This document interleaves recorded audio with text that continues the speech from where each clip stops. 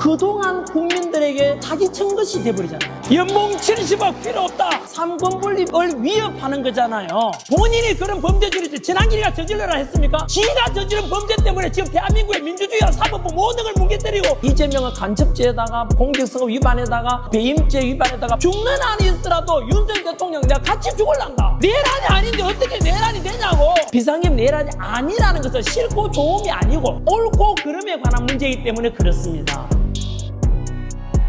윤석열 대통령의 비상계엄을 내란이라고 믿는 분께 또 물어볼까요? 비상계엄이 내란이 아니라는 걸 제일 잘 아는 사람이 누군지 아세요? 비상계엄은 내란일 수가 없으라고 제일 잘 아는 사람이 놀랍게도 이재명입니다. 변호사잖아요. 법률가잖아요. 이재명이 제일 잘 알고 있다니까요. 현재 윤석열 대통령은 헌법재판소에서 탄핵 파면 선고할 때도 내란죄는 빼고 선고했고 빼낸 그 내란 혐의에 관해서 형사재판 중에 있잖아요. 이거는 곧 무죄가 선고될 것을 이재명이 알아요. 그래서 이재명은 무죄 선고되면 큰일 나잖아. 아니 지금도 비상계엄은 내란이라고 믿는 분께서도 곤란하잖아요. 나도 그동안 이재명하고 똑같은 목소리로 비상계엄은 내란이야, 윤석열은 내란 우두머리야, 저 새끼는 죽여야 되라 하고 외쳤는데 무죄가 선고되면 어떡해.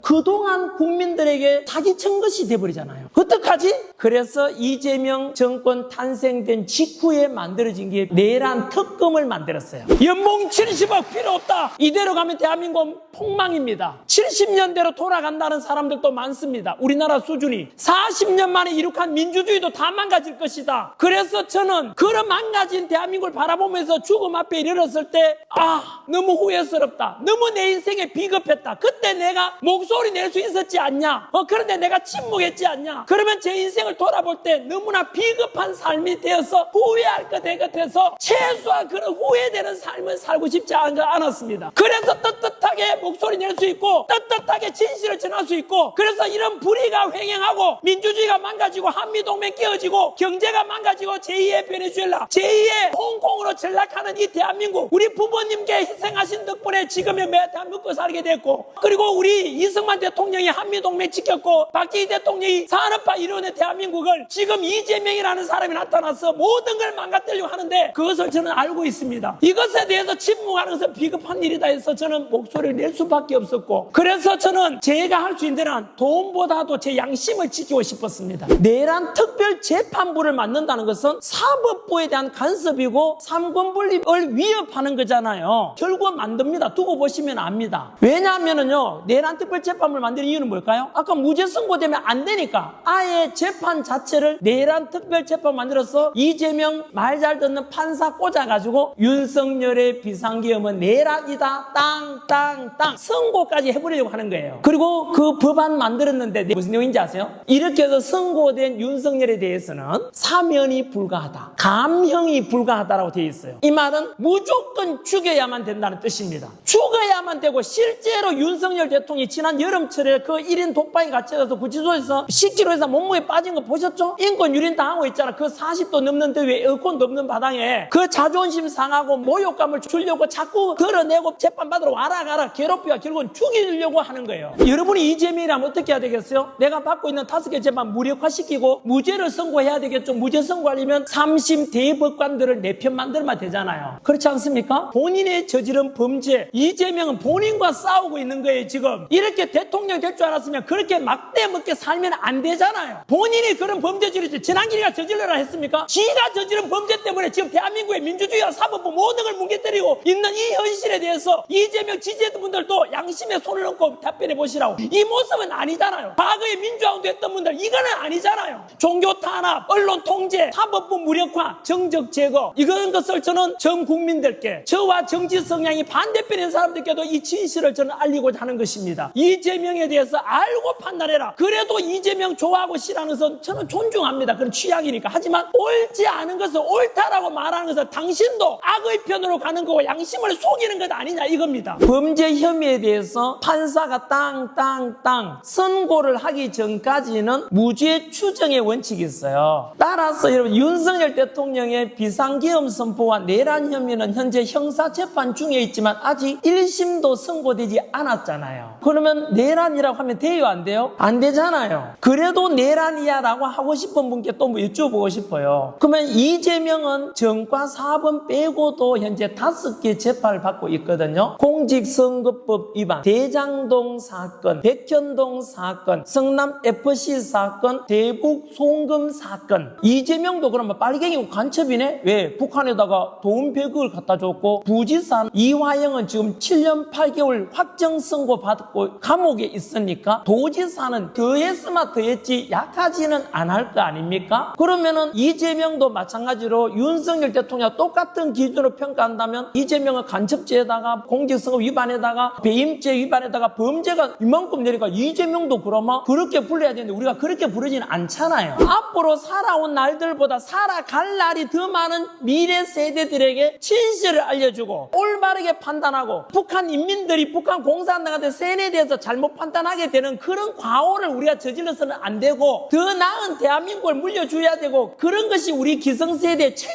아니겠습니까? 그래서 전환길 뉴스라는 언론사를 만들면서 언제나 캐치프레이즈는 꿈에라도 거짓말하지 말라. 일생 동안에 민족과 국가와 청년 교육, 청년들 위해서 사셨던 독립운동가 도산한 창호생의 말씀입니다. 그 캐치프레이즈대로 저는 돌아다니면서 여러분들을 선동하거나 또는 거짓말을 하거나 그러려고 다니는 게 아니라 진실을 알리고 싶어서 목소리 내고 싶어서 이렇게 찾아온 겁니다. 여러분, 윤석열 대통령이 이렇게 해서 억울하게 죽어가고 있고 다들 내란이라니까 다들 그거 믿는 거예요. 그리고 윤석열과 거리를 돌아 절연해라 라고 하지 않습니까? 위험하니까. 저희 형제와 부모님께서도 니 이제 윤석열 이야기 하지 마라 방송 때도 네가 살아야 되지 않겠나? 이게 저희 어머니의 말씀이에요. 형제들도 똑같아요. 심지어 전환길 뉴스 진행하는데 안에 있는 직원들도 그 말합니다. 하지만 저는 단호합니다. 어떻게 윤석열 대통령 비상기업 내란이 아닌데 다들 내란이라고 해서 내까지 내란하고 해서 내 양심에 이것은 난도질하는 거 아닌가? 나는 그렇게 할 수는 없다. 죽는 한이 있더라도 윤석열 대통령 내가 같이 죽을란다. 내란이 아닌데 어떻게 내란이 되냐고. 1+1은